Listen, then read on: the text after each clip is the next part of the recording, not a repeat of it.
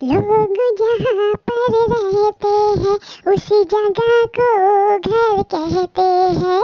हम जिस घर में रहते हैं इसे प्यार का मंदिर कहते हैं, उसे प्यार का मंदिर कहते हैं। लोग जहाँ पर रहते हैं उसी जगह को घर कहते हैं। हम इसी घर में रहते हैं इसे प्यार का मंदिर कहते हैं, इसे प्यार का मंदिर कहते हैं। जाने कैसे कब कहाँ इकरार हो गया, सोचते ही रह गए और प्यार हो गया। टिंग टाना टिंग टाना टिंग टाना टिंग टाना टिंग टाना टिंग टाना टिंग टाना टिंग टाना।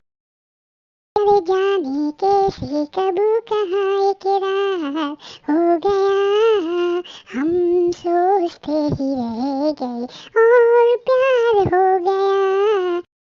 ला ला ला ला ला ला ला ला ला ला ला ला ला ला ला ला ला।